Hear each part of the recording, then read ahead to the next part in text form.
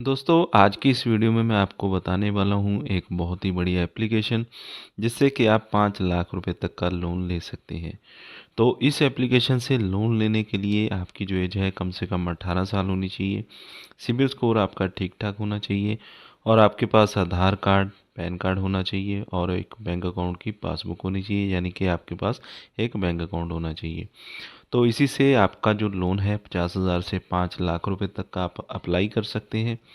उसके बाद आपकी जो एलिजिबिलिटी है वो चेक की जाती है। उसके बाद आपको कितना लोन कंपनी दे सकती है ये आपको बताया जाता है। उसके बाद अगर आप एग्री करते हैं तो उस लोन को आप ले सकते हैं। इंटरेस्ट रेट 11 से 35% तक का रहेगा। मिनिमम 11%, मैक्सिमम 35% का रहेगा। 12 महीने से 60 महीने तक की आप यहाँ पे किस्तें बनवा सकते हैं और आपका जो लोन अमाउंट होगा उसे 60 महीने यानी कि 5 साल की किस्तों में आप वापस कर सकते हैं। और इस एप्लीकेशन पे लोन किस तरह से अप्लाई किया जाता है, क्या क्या डॉक्यूमेंट देने होंगे, क्या पूरा प्रोसेस रहेगा, जानकारी के लिए आप इस वीडियो को शुरू से लेकर लास्ट तक पूरा वॉच कर लीजिए।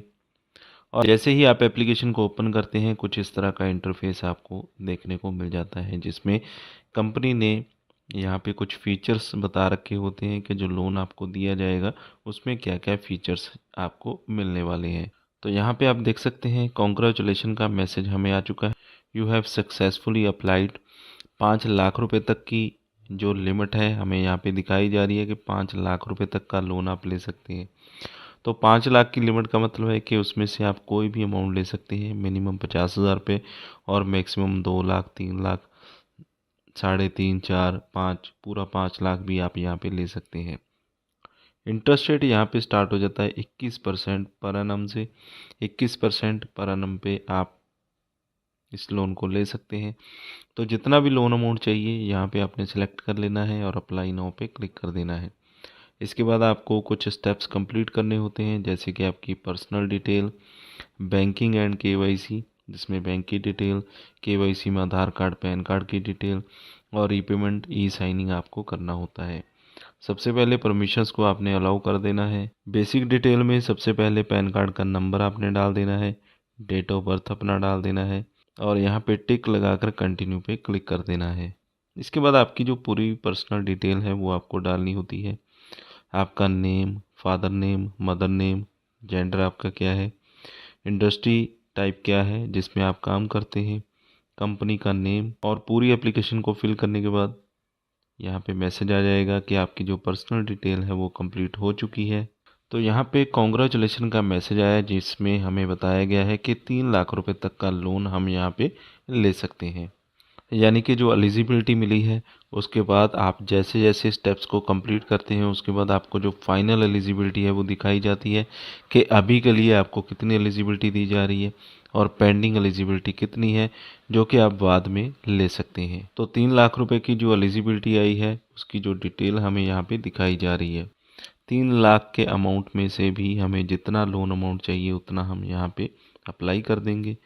केवाईसी वेरिफिकेशन पे क्लिक करना होता है और यस प्रोसीड पे क्लिक कर देना है। इसके बाद आपका डिजी लॉकर से आपको अप्लाई करना होता है और अपने जो डॉक्यूमेंट है वो अपलोड करने होते हैं। आधार कार्ड का नंबर डाल देंगे, कैप्चा कोड डाल देंगे। उसके बाद आपके रजिस्टर्ड मोबाइल नंबर के ऊपर एक ओटीपी आएगा, वो डाल देना है, कंटिन्यू पे क्लिक कर देना है। इसके बाद आपके जो डॉक्यूमेंट्स हैं आधार कार्ड पैन कार्ड आपके डिजी लॉकर में से फैच कर लिए जाते हैं या कहीं तो अपलोड कर लिए जाते हैं। अलाउ पे आपने क्लिक कर देना है और एक सेल्फ़ी जो कि बिल्कुल क्लियर होनी चाहिए वो यहाँ पे आपने अपलोड कर देनी है। इसके बाद आपको वर्क डिटेल्स यहाँ पे देनी होती है। आपका बिज़नेस नेम यानी कि कंपनी का नेम क्या है, बिज़नेस का एड्रेस क्या है, आपका जहाँ पे कंपनी लोकेटेड है उसका office address, pin code, state, city, इस तरह की डिटेल आपको दे देनी होती है। रीपेमेंट सेटअप आपको करना होता है कि जब आपको लोन मिल जाएगा आपके अकाउंट में आ जाएगा उसके बाद आपकी जो किस्त है वो किस तारीख को अपने आप आपके बैंक अकाउंट में से कटती रहे। उसके लिए आप डेबिट कार्ड या नेट बैंकिंग, आप यहाँ पे डिटेल्स दोनों में से कोई एक डिटेल यहाँ पे दे सकते हैं। चाहे आप डेबिट कार्ड की डिटेल दे दें चाहे नेट बैंकिंग की। ऑथराइजेशन देने के बाद आपकी जो डिटेल है उसके बिहाफ पे आपकी जो किस्त है अपने आप आपके बैंक अकाउंट से कटती रहती है। बैंक की डिटेल आपको यहाँ पे देनी होती है, बैंक का नेम, उसके बाद आपका अकाउंट नंबर बैंक का, अकाउंट नंबर को 2 बार ही डालना होता है। IFSC कोड, यहाँ पे नेक्स्ट पे क्लिक कर देना है। इससे आपकी जो बैंक की डिटेल है वो यहाँ पे ऐड हो जाएगी। इस एप्लीकेशन का जो लिंक है वीडियो की डिस्क्रिप्शन में मैंने प्रोवाइड कर दिया है।